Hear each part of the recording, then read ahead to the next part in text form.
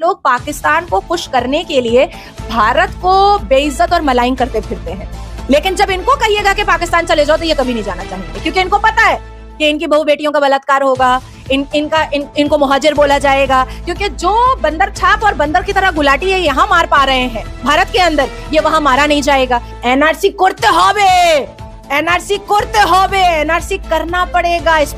नमस्कार, मैं एकता जद खबर एक्सप्रेस न्यूज में आपका स्वागत है। मैं इस वक्त मौजूद हूँ पश्चिम बंगाल में और मेरे साथ इस वक्त है नाजिया इलाही खान मैम। तो आइए हम उनसे जानेंगे कि अब जो है ज्ञानवापी में भी जो है वो ज्ञानवापी के तहखाने में जो है वो पूजा का आदेश दे दिया गया है, पूजा करने का आदेश दे दिया गया है और एक बार फिर जो है वो मुस्लिम पक्ष के दलील को जो है वो खारिज कर दिया गया है। मैम बहुत बहुत स्वागत है आपका हमारे चैनल में। हर हर हर हर हर हर महादेव। और मेरी तरफ से, नाजिया इलाही खान की तरफ से भारत के सभी सनातनियों को एक बार फिर से मुबारकबाद। 22 जनवरी को तो मैंने मुबारकबाद दिया ही, और एक बार फिर से मुबारकबाद 1 फरवरी को के ज्ञानवापी में भी पूजा आराधना हो गई और माता श्रृंगार गौरी जी की पूजा हो गई। तो मुझे बहुत खुशी हुई है, बहुत ज्यादा खुशी हुई है। मैम अगर देखा जाए तो कहीं ना कहीं कि आपको ये नहीं लग रहा है लगातार इस तरह से जो है मुस्लिम पक्ष के दलीलों को अगर खारिज किया जाए तो मुस्लिम पक्ष जो है इस चीज को लेकर जो है भेदभाव उनके मन में पैदा हो जाएगी? देखिए, मुझे आज कोई उठ करके कहेगा कि नहीं नाजिया जो है वो मर्द है, तो मैं क्या कहूंगी कि मेरी जांच करा लो, मेरा टेस्ट करवा लो, मैं प्रॉपर प्योर लड़की हूँ, एक बच्चा भी जन्म दिया है, ठीक है। तो उसी तरीके से मुसलमान पक्षों के पास अगर बाबरी मस्जिद का या ज्ञानवापी मस्जिद का अगर कोई भी प्रूफ है तो उस प्रूफ के लिए अभी भी कोर्ट का दरवाजा खुला हुआ है, चले जाएं, दिखा दें, है ना।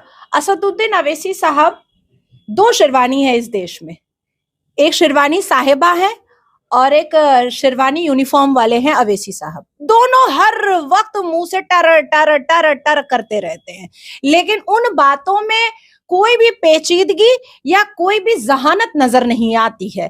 अवैसी साहब तो भाई डिग्री है बैरिस्टर की, उनको भी पता है कि कानून जो है, कोर्ट जो है वो प्रूफ के आधार पर चलता है, शरिया और इस्लामिक लॉ पर या जज्बात पर नहीं चलता है। ओवैसी साहब ये भी कहते हुए नजर आ रहे हैं हिंदू राष्ट्र अगर मोदी जी 22 तारीख को जो है जो डेट है 22 जनवरी वो कहीं ना कहीं जो है भेदभाव पैदा कर रहे हैं लोगों के मन में, या वो जो है अब 2 भागों में बांट रहे हैं देश को। मोदी जी देखिए, अगर एक तो पहली बार मैं आपको बता दूं कि पहली बार इस भारत में कोई एक ऐसा प्रधानमंत्री आया है जिसने सबसे ज्यादा मुसलमानों के लिए काम किया है, सबसे ज्यादा मुसलमानों के लिए काम किया है। जितनी भी योजनाएं आई हैं उसमें मुसलमान का बराबर का हक है, लेकिन अलग से योजना भी मुसलमानों के लिए आई, लाडली योजना, ईदी योजना, सीखो कमाओ योजना, कारीगर योजना, पसमानदा मुसलमानों के एडुकेशन के लिए स्कॉलरशिप अलग से भी आया है। तो कोई सनातनी तो आकर के कंधे पे चढ़ नहीं रहा है कि क्यों आप अलग से योजनाएं निकाल रहे हैं। मुसलमान महिलाओं की सेफ्टी सिक्योरिटी और उनके सेल्फ रिस्पेक्ट के लिए सबसे ज्यादा काम मात्र भारत के प्रधानमंत्री मोदी जी ने किया है, इसके अलावा तो किसी ने किया ही नहीं था। ओवैसी सर जो है वो ये कह रहे हैं कि मुसलमान जो है वो भारत में अब डर के रह रहा है, मुसलमान जो है भारत में अब सुरक्षित नहीं है। कहीं ना कहीं 22 जनवरी को तो उन्होंने ये भी कहा था मुसलमानों को कि भाई घर से मत निकलना, खतरा है तुम पे। तो अवैसी साहब भी क्या हिजाब पहन करके अंदर घर में बैठे हुए थे क्या? भारत अवैसी साहब के बाप की जागीर नहीं है। वो हमेशा एक भाषणबाजी करते हैं कि आदम अलैहिस्सलाम के हम औलाद हैं, तो आदम अलैहिस्सलाम को जन्नत से फेंका गया था श्रीलंका में, तो श्रीलंका में जाकर के थोड़ा ये सब अपना भड़काऊ भाषण देंगे तो ज्यादा अच्छा लगेगा। मैंने 2 दिन पहले अवैसी साहब की एक स्पीच भी सुनी जिसमें उन्होंने कहा कि अरे जज ने तो बस ऐसे ही फैसला सुना दिया और पूजा आराधना वहां पर 7 घंटे में हो गया, तो भाई 30 दिन का समय भी नहीं दिया अपील करने के लिए। तो अवैसी साहब शेरवानी उतार करके कोर्ट का गाउन क्यों नहीं पहन लेते हैं? कोर्ट का गाउन पहन करके जरा सबूतों को साबित करें कोर्ट के अंदर। दूसरी चीज मैं बताना चाहूंगी, 30 साल की लड़ाई थी, 30 साल की कानूनी लड़ाई थी ज्ञानवापी के लिए, तो 30 साल में इनके पास एक भी सबूत नहीं था ज्ञानवापी को ज्ञानवापी मस्जिद साबित करने के लिए, और 30 साल मुंह में लेमन जूस लेकर के बैठे हुए थे। और अभी 30 दिन के समय में ये बहुत बड़ा तीर मार लेंगे, जो 30 दिन का समय मिलेगा। फिर भी मैं उनको, वो बैरिस्टर है, बहुत ज्यादा पढ़े लिखे हैं, बहुत ज्यादा काबिल हैं, बहुत ज्यादा तेज बोलते हैं, तो मैं उनको याद दिला देना चाहती हूँ कि कोर्ट का दरवाजा अभी भी खुला हुआ है। और सर्वोच्च न्यायपालिका तो 31 जनवरी को जब लोअर कोर्ट ने ये फैसला दिया कि 7 दिन के अंदर वहां पर पूरा पूजा आराधना हो सकती है, तो उसके बाद तो 8 घंटे के अंदर ये सर्वोच्च न्यायपालिका पहुंच चुके थे अपने पूरे टीम के साथ। अंजुमन इंतजामिया पहुंच चुका था। सुबह के 4 बजे सुप्रीम कोर्ट ने बात भी किया। 7 बजे सुप्रीम कोर्ट के रजिस्ट्रार ने कॉल भी कर दिया। भाई हमारे लिए तो कॉल नहीं आता है सुप्रीम कोर्ट के रजिस्ट्रार का। और मैं तो ज्यादातर मुसलमान वुमेन एम्पावरमेंट और उनके जस्टिस के लिए बात करती हूँ, फिर भी नहीं आता है सुप्रीम कोर्ट के रजिस्ट्रार का फोन। लेकिन अंजुमन इंतजामिया को के पास सुप्रीम कोर्ट सर्वोच्च न्यायपालिका के रजिस्ट्रार का फोन आया और तकरीबन 1500 से ऊपर पेजेस जो अंजुमन इंतजामिया ने सर्वोच्च न्यायपालिका को दिया था वो चीफ जस्टिस ने पढ़ा होगा पूरी रात बैठ करके, नींद खराब करके, तभी ना सुबह में 4 बजे बोला कि बोल दो कि इतनी कोई अर्जेंसी नहीं है। तो मैं पूछना चाहती हूँ अवैसी साहब से कि 30 दिन में कौन सा तीर मारने वाले हैं, और अगर कुछ मारने वाले हैं तो एक सप्लीमेंट्री पिटिशन जाकर के जमा कीजिए कि ये सबूत है, ये सबूत के आधार पर ये ज्ञानवापी जो है ये मस्जिद होगी, मंदिर नहीं होगी, क्योंकि 30 साल में तो आप फेल हो गए। अब मैं दूसरी बात बताना चाहती हूँ कि पूरे भारत में जितने भी मुसलमान हैं वो कुतुब मीनार तो घूमने जाते ही होंगे, या अभी इस वक्त जो लोग ये इंटरव्यू सुन रहे हैं और जो लोग बैठे हैं कुतुब मीनार पर, तो कुतुब मीनार जो इतना लंबा है वो सिर्फ देखने और फोटो खींचने के लिए तो नहीं है। उसमें अरबी में कुव्वतुल इस्लाम लिखा हुआ है और जिसमें लिखा हुआ है कि 27 मंदिरों को मुगलों ने तोड़ा था। अब जरा सा खोल लेते हैं इतिहास के पन्नों को, तो इतिहास और हिस्ट्री जो पढ़े हैं हम लोग, हम आप सबको ही जो पढ़ा है, क्लास 10 तक तो पढ़ना ही पड़ता है, तो उसमें औरंगजेब ने 30,000 मंदिरें तोड़ी थी, ये बात तय है। जब हमारे यहाँ मुगल पीरियड हटने के बाद जब ब्रिटिश का रूल आया था तब उन्होंने भी इंक्वायरी कराई थी कि दिल्ली के उन इलाकों में या लखनऊ के उन इलाकों में जहां पर इतने बड़े बड़े बिजनेसमैन और ज्वेलरी शॉप हिंदुओं की है पर एक भी मंदिर नहीं है। तब उन्होंने इतिहास के पन्ने को खोल करके देखा कि शाहजहां ने कहा था कि जहां जहां पर भी नॉन मुस्लिम धार्मिक जगह है उसको तोड़ करके खत्म किया जाए और उसमें हवेली बनाई जाए, उसमें इमारत बनाई जाए और उसमें शाही ईदगाह, मजार और मस्जिदें बनाई जाए। तो ये तो इतिहास बोल रहा है, ये तो ब्रिटिश का जो बुक्स उन लोगों ने जो किताबें लिखी है वो लोग बोल रहे हैं, मैं तो नहीं बोल रही हूँ। तो अवैसी साहब देखिए, उनकी जो सच्चाई है ना अवैसी साहब की या शेरवानी साहिबा की, जो पाड़ा मोहल्ला की जो जुबान वाली है, खुद वेस्टर्न पहनती है और हिजाब के लिए नारा बुलंद करती है कि सब मिल करके हिजाब पहनो, और आरफा शेरवानी लेकिन जींस पहन सकती है। तो ये लोग जो है ना, ये लोग पाकिस्तान को खुश करने के लिए भारत को बेइज्जत और मलाइन करते फिरते हैं, लेकिन जब इनको कहिएगा कि पाकिस्तान चले जाओ तो ये कभी नहीं जाना चाहेंगे, क्योंकि इनको पता है कि इनकी बहू बेटियों का बलात्कार होगा, इनको मुहाजिर बोला जाएगा, क्योंकि जो बंदर छाप और बंदर की तरह गुलाटी है यहाँ मार पा रहे हैं भारत के अंदर, ये वहां मारा नहीं जाएगा, ये वहां कर नहीं पाएंगे। सिर्फ ज्यादा नहीं 2 महीना आरफा शेरवानी और असदुद्दीन अवैसी पाकिस्तान में ये भाषण दे करके दिखा दे। मैम लेकिन मैं यहाँ पे आपको बोलूंगी, अगर देखा जाए तो कहीं ना कहीं मुसलमानों के मस्जिद को, उनके हिजाब को, अब तो ये भी कहा जा रहा है कि आप हिजाब पहनकर कॉलेज स्कूल नहीं जा सकते हैं। इसको लेकर जो है काफी बच्चियों ने प्रोटेस्ट भी किया है और ये कहते हुए नजर आ रही है कि वो पढ़ाई छोड़ सकती हैं लेकिन हिजाब नहीं। तो बार बार जो है मुस्लिम कम्युनिटी को इस प्रकार टारगेट करना, ये सिर्फ भाजपा के सरकार में क्यों हो रही है? इससे पहले भी तो सरकार थी और हिजाब तब भी पहनते थे वो लोग। नहीं, मैं तो धन्य हूं कि भाजपा की सरकार ने कम से कम कुरान को समझाने का कोशिश तो किया है सबको, मुसलमानों को, क्योंकि अब भारत के जो मुसलमान है ना वो पैगाम रसूल की जगह पैगाम मुगल हो चुके हैं। ठीक है, अब मैं आपको बताना चाहती हूँ कि हमारे अल कुरान के 30 पारे का सबसे पहला वर्ड इकरा का आया था, और इकरा का मतलब है पढ़ो। प्रॉफिट मोहम्मद सल्लल्लाहु अलैहि वसल्लम ने कहा था कि इल्म हासिल करनी है तो चीन तक पहुंच जाओ, मतलब एक एग्जाम्पल दिया था। पूरे अल कुरान में हिजाब, अबाया, बोरखा का कहीं पर कोई जिक्र ही नहीं है, कहीं पर कोई जिक्र ही नहीं है। 2-4 बंदर छाप मौलाना बैठेगा टीवी चैनल पर डिबेट पर, बोले सूरह अल नूर में है, सूरह अल नूर में है, नहीं है। सूरह अल नूर में भी कहीं पर नहीं है। जिलबाब का वर्ड का इस्तेमाल है अरबी में जिलबाब, और उसको इंग्लिश में लूजर आउटफिट कहा जाता है। तो हिजाब तो हमारे कुरान में ही नहीं है। लेकिन हिजाब वो अपने पर्दे के लिए पहनती हैं, तो हिजाब अगर अपने पर्दे के लिए पहनना चाहे तो गलत क्या है इसमें? आप नंगी हैं क्या? आप जो मेरे पास मेरे चेंबर में आई हैं तो नंगी आई हैं क्या? अश्लीलता का बाजार खोली हुई है क्या? मैंने जो पहना हुआ है वो क्या अश्लीलता का बाजार है क्या? हर एक जगह का यूनिफॉर्म होता है और उस यूनिफॉर्म को मानना पड़ेगा, और जो नहीं मानेगा वो मुस्कान की तरह करोड़ों रुपए लेकर के किसी पार्टी से दुबई में शिफ्ट हो जाए। हमें क्या मतलब है? हमें तो कोई मतलब नहीं है। एकदम रास्ता नाप लीजिए। रहना है तो संविधान मानिए, नहीं रहना है तो भीड़ कम कीजिए भारत से। दूसरी बात मैं कहना चाहूंगी आपको कि हिजाब पहनेंगे तो ही हम शर्म वाले हैं, और हिजाब नहीं पहनेंगे तो हम बेशर्म हो जाएंगे। अच्छा, इस्लाम में तो यही कहा जाता है। एक मिनट, तो फिर इमाम बुखारी की बहू हिजाब क्यों नहीं पहनती है, जो हिंदू बहू लेकर आया है? उमर अब्दुल्ला की बीवी हिजाब क्यों नहीं पहनती है, जो हिंदू बहू लेकर के आया है? हिंदू है ना, तो अब वो काफिर नहीं है? अब वो काफिर नहीं है? वाह रे वाह, मतलब चित भी आपका पट भी आपका। ऐसा नहीं चलेगा, अब नहीं चलेगा। ये नया भारत है। यहाँ पर अब हम जैसे मुसलमान अब फ्रंट आकर के खड़े हुए हैं। अगर असदुद्दीन अवैसी एक आयत पढ़ेगा तो नाजिया इलाही खान में इतनी ताकत है कि मैं 10 आयत बिना सांस रोके पढ़ के सुना दूंगी, और ट्रांसलेशन के साथ। तो पूरे कुरान में कहीं पर भी हिजाब, अबाया, बुर्का, नकाब का कोई जिक्र नहीं है। औरतें हिजाब से ज्यादा बेटर है कि अपनी शिक्षा पर ध्यान दे, कुरान के पहले वर्ड पर ध्यान दे, और कोई भी जनता ये ना भूले, और भारत के व्यक्ति ये ना भूले कि मुस्कान जिसने हिजाब के लिए लब्बैक और नारे तकबीर का नारा बुलंद किया था, अल-कायदा के चीफ का उसके लिए मैसेज भी आया था। और आज भारत में मुस्कान नहीं है, आज अरबों खरबों पति हो करके दुबई में अपना आराम से घर संसार बसा के बैठी है। ये स्टेटमेंट मुझे लग रहा है जो मुसलमान महिला सुन रही होंगी या जो इस वीडियो को देख रही होंगी, वो कहीं ना कहीं आपके प्रति भी बहुत कुछ उनका माइंडसेट बदल जाने वाला है कि आप एक मुसलमान महिला होके इस प्रकार जो है हिजाब के अगेंस्ट बोल रही हैं, या फिर आप हिजाब को नहीं मान रही हैं।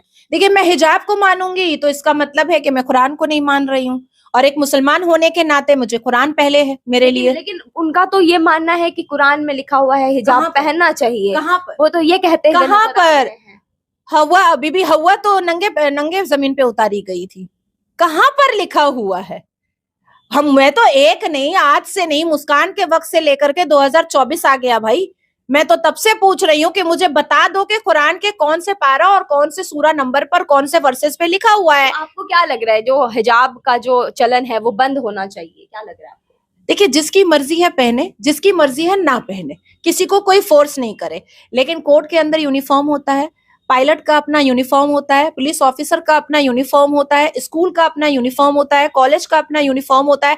हर एक जगह का अपना एक अलग यूनिफॉर्म होता है, और उस यूनिफॉर्म को, उस रूल रेगुलेशन को मानना पड़ेगा, हर हाल में मानना पड़ेगा। जो नहीं मानना चाह रहा है तो भाई वो सीरिया जा सकता है, उससे कोई प्रॉब्लम नहीं है। मैंने पाकिस्तान का नाम इसलिए नहीं लिया क्योंकि पाकिस्तान की महिलाएं तो हमसे भी ज्यादा ओपन माइंडेड है। हम तो फिर भी शर्म और लिहाज के दायरे के अंदर है। पाकिस्तान की मेकअप पोती हुई लड़कियों को जब आप देखिएगा तो आंखें फटी की फटी रह जाएंगी। वहां हिजाब फिजाब कुछ नहीं है, कुछ भी नहीं है। इस्लामिक देश है पाकिस्तान। तो इसलिए मैंने कहा कि जिन जिन लड़कियों को हिजाब पहनना है, बराए मेहरबानी सीरिया का टिकट कटा ले। मैम, एक आखिरी सवाल होगा आपसे। मैम, मुख्यमंत्री हेमंत सोरेन वो 5 दिनों से भागे हुए थे, लापता थे, और अभी वो वापस आए हैं और अपना जो है वो अपना बात वो सबके सामने रखे हैं। तो उनका लापता होना या अचानक खुद सामने आ जाना, इसको आप किस तरीके से देखती हैं? भूत पिशाच निकट नहीं आवे, हनुमान चालीसा में है ना। मैं तो अभी पढ़ रही हूँ, मैं उसको अभी सीख रही हूँ। तो मैंने हनुमान चालीसा में पढ़ा है कि भूत पिशाच निकट नहीं आवे, महावीर जब नाम सुनावे। हाँ, महावीर जब नाम सुनावे। तो जैसे ही ईडी और सीबीआई की बारी आती है, ये लोग मतलब फड़फड़ाने लगते हैं। हालांकि फड़फड़ाने की जरूरत नहीं है। आप अगर चोर हैं तो भाग रहा सही है, और अगर चोर नहीं है तो फेस करे। इसी पश्चिम बंगाल में 2021 में मुझे डिटेन किया गया था, इसी पश्चिम बंगाल में। इस ऑफिस में, जिस चेंबर में आप बैठी हुई हैं, इसमें कम से कम 150 पुलिस आकर के इंक्वायरी की थी। मानो जैसे मैं उसामा बिन लादेन की बीवी थी। इस तरीके से मेरा इन्वेस्टिगेशन हुआ था। लेकिन मैंने सर ऊंचा करके मैंने सारी दिक्कतों का सामना किया, और बजाफ्ते कोर्ट से, वो भी लोअर कोर्ट से, कोई हाई कोर्ट या अपर कोर्ट या जज कोर्ट नहीं गई थी, मैं लोअर कोर्ट से बेल लेकर के आई। और अब हालत ऐसी है कि जिसने कंप्लेन किया है वो मुंह छुपाए फिर रहा है हिजाब में, वो मुंह छुपाए फिर रहा है हिजाब में, क्योंकि उसके पास सवाल का जवाब ही नहीं है। तो उसी तरीके से मुझे लगता है कि जो लोग भागते हैं, या बंगाली में जारा पालाए तारा चोर आचे, ठीक है। अब मैं बोलना चाहूंगी कि लेफ्ट फ्रंट चोर है, ये किसने बोला था? ममता बनर्जी ने बोला था। कांग्रेस चोर है, ये किसने बोला था? अरविंद केजरीवाल ने बोला था। अरविंद केजरीवाल चोर है, ये किसने बोला था? कांग्रेस ने बोला था। शरद पवार चोर है, ये किसने बोला था? ठाकरे परिवार ने बोला था। ठाकरे परिवार चोर है, ये किसने बोला था? शरद परिवार ने बोला था। मायावती चोर है, ये किसने बोला था? अखिलेश ने बोला था। अखिलेश चोर है, ये किसने बोला था? मायावती ने बोला था, ठीक है। तो अब आप सोचो कि सबने अपने अपना जनता के सामने एक ग्रीवांस लेटर दे दिया था। आज वो सारे साथ हैं। तो चोर तो साथ में रहता है कि आप गली में रात में गुजरिएगा, देखिएगा कुत्ता झुंड में निकलता है, शेर नहीं निकलता। शेर अकेला दहाड़ता है, शेर अकेला दहाड़ता है, कुत्ता झुंड में निकलता है, सुअर झुंड में निकलता है। तो ये लोग झुंड में थे, लेकिन फिर भी तो जैसे एक मुसलमान मर्द 4 बीवी रखता है, सब आपस में मुंह घुमाए रहती है, जैसे ही मेहमान देखती है सब मुस्कुराने लगती है, मेरे खाविंद है, मेरे शौहर है। तो उसी तरीके से 28 पार्टियों में भी चल रहा था। जैसे कैमरा सामने आता था सब मुस्कुराते थे, जैसे कैमरा इधर उधर होता था सब एक दूसरे को चुरकुट, ये वो अश्लील बातें करना स्टार्ट कर देते थे। और अब देखिए ममता बनर्जी ने स्लोगन दे ही दिया है, एकला चलो रे, अब वो एकला चलेंगी। उसके बाद फिर अखिलेश ने बोल दिया है कि चिरकुट लोग है, हमको डिक्टेटरशिप सिखा रहा है। पंजाब में आम आदमी पार्टी के आम आदमी पार्टी के जो वहां पर चीफ मिनिस्टर बने हैं, उन्होंने बोल दिया है कि नहीं हम तो अकेले लड़ेंगे भाई। तो सब तो अब सौतन की तरह एक दूसरे से खिलाफ हो ही गया है।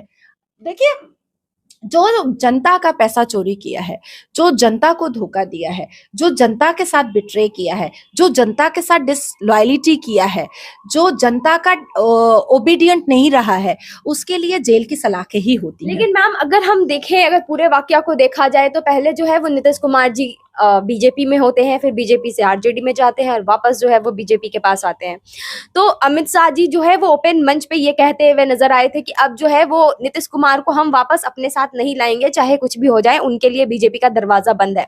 पता नहीं बीजेपी की क्या मजबूरी थी, उन्होंने नीतीश कुमार जी को जो है वापस से बीजेपी अपने साथ ले ली है।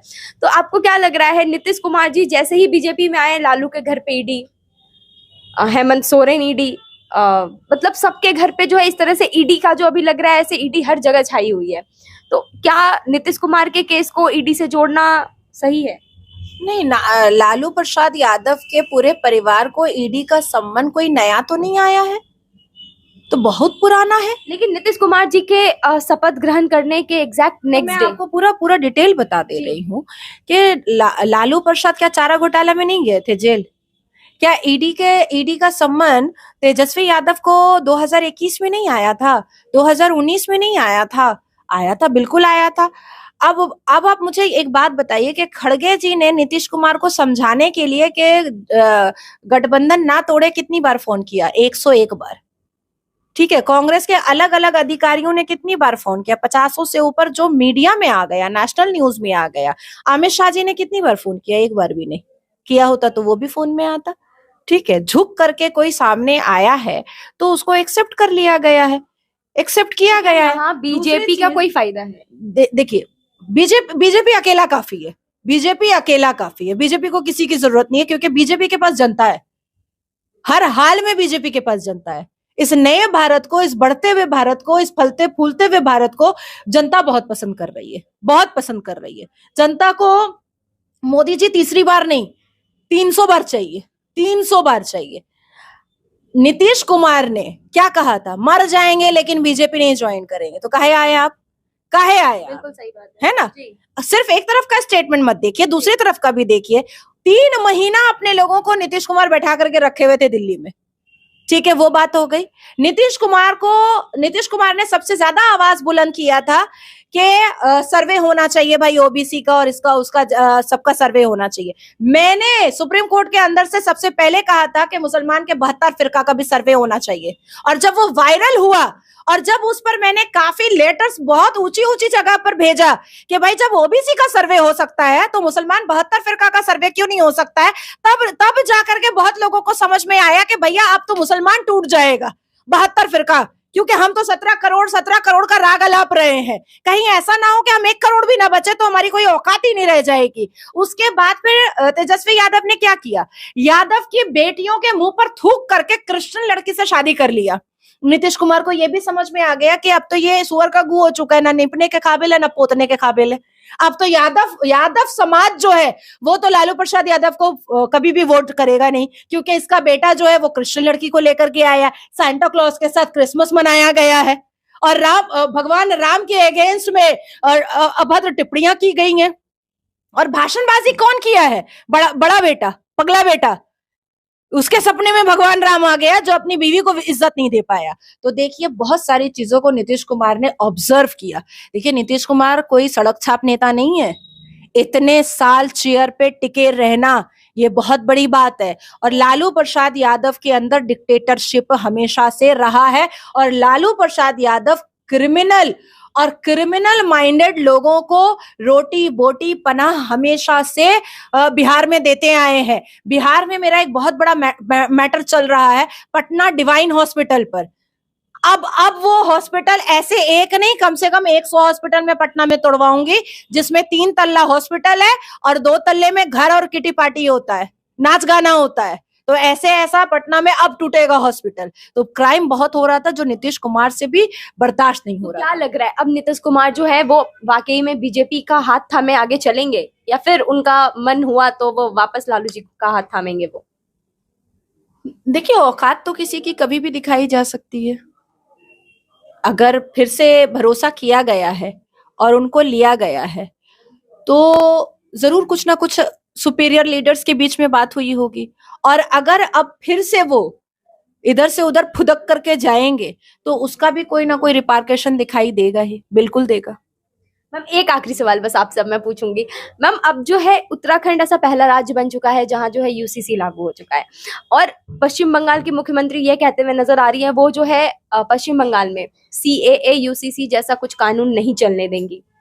तो क्या लग रहा है आपको, ये हर एक राज्य के जो मुख्यमंत्री हैं या लोग हैं इस चीज को एक्सेप्ट कर पाएंगे? सबसे पहले तो मैं उत्तराखंड की तमाम माता बहनों को और खास करके अपनी मुसलमान बहनों और बेटियों को मैं कॉन्ग्रेचुलेट करना चाहूंगी, बधाई देना चाहूंगी, क्योंकि यूसीसी एक ऐसी चाबी है जिसकी वजह से मुसलमान बेटियों को, मुसलमान महिलाओं को सबसे ज्यादा फायदा होने वाला है, सबसे ज्यादा। क्योंकि हमारे पास उत्तराधिकारी का प्रोविजन नहीं था, हमारे पास अडॉप्टेशन का प्रोविजन नहीं था जो मानवता की सबसे पहले सीढ़ी है, लेकिन 4 बीवी रखने का प्रोविजन था, 4 सेक्स टॉय रखने का। तो ये सारी चीजों के माध्यम से मैं कहना चाह रही हूँ। अब रही बात के श्रीमती ममता बनर्जी ने कहा था कि वो आधार कार्ड भी नहीं मानेंगी, तो क्या हमारे पास इस पश्चिम बंगाल के लोगों के पास आधार कार्ड नहीं है क्या? श्रीमती ममता बनर्जी ने ये भी बोला था कि वो लव जिहाद एक्ट को नहीं मानेंगी। तो क्या बात है, हम क्या केस नहीं कर रहे हैं हाई कोर्ट में लव जिहाद एक्ट को लेकर के? हम तो कर रहे हैं।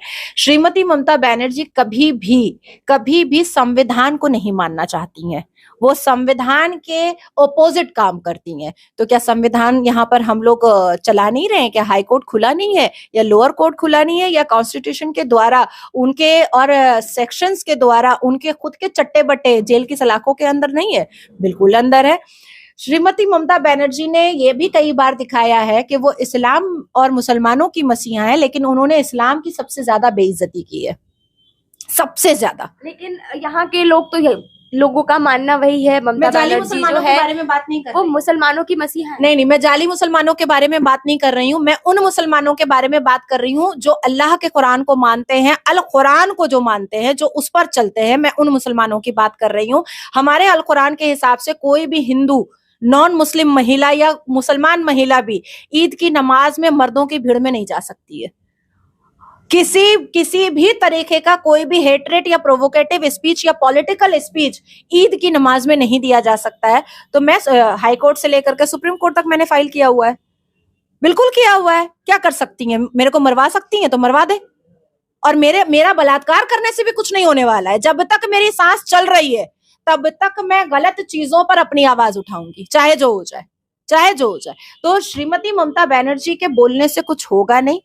जब पार्लियामेंट में सीए और एनआरसी को लेकर के जब बातचीत चल रही थी तो किसके किसके मुंह में लेमन जूस था वो बता दे ममता बनर्जी। अब और एक अच्छी बात बता देती हूँ आपको कि जब श्रीमती ममता बनर्जी कांग्रेस के साथ अलायंस थी और वो पार्लियामेंट के अंदर थी तो पार्लियामेंट में उन्होंने स्पीकर के मुंह पर इतना कागज फेंका था, एनआरसी करते होवे, एनआरसी करते होवे, एनआरसी करना पड़ेगा, स्पीकर को उन्होंने कहा था। और स्पीकर को उन्होंने ये भी कहा था कि आप लोग जानबूझ करके लेफ्ट फ्रंट को बंगाल में जितवाने के लिए एनआरसी नहीं कर रहे हैं, क्योंकि आपको भी पता है कि पश्चिम बंगाल में घुसपैठिया बहुत ज्यादा है। अब एक चीज और याद दिला देती हूँ, आपको ही मैंने कहा था ना कि जावेरिया 45 दिन के बाद नहीं जाएगी। आई विश मैं आपसे 10-10 हजार का शर्त लगा लेती तो अभी आपसे 10,000 ले लेती। नहीं गई ना। अब आप समझ में आया कि यहाँ पर घुसपैठिया कैसे फिक्स होते हैं। और अब मैं आपको ये भी शर्त लगा दे रही हूँ कि कोई ना कोई मुसलमान नेता उसको आधार कार्ड भी और वोटर आईडी कार्ड भी बना के देगा अपने एमएलए और मंत्री के लेटर हेड पर, ये भी मैं बना के दे रही हूँ। तो ऐसे लोगों को निकालना हमारा कर्तव्य है। पश्चिम बंगाल से घुसपैठिया निकालेंगे और कोई नहीं रोक पाएगा। ज्ञानवापी में तो पूजा भी शुरू हो गया है और इसके साथ साथ जो है हम अभी काफी राजनीतिक मुद्दों से रिलेटेड भी हमने आपको मैम का पॉइंट ऑफ व्यू बताया है। तो आपका जो ओपिनियन है वो हमें कमेंट बॉक्स में जरूर बताएं। वीडियो को लाइक करें और चैनल को सब्सक्राइब करना बिल्कुल ना भूलें।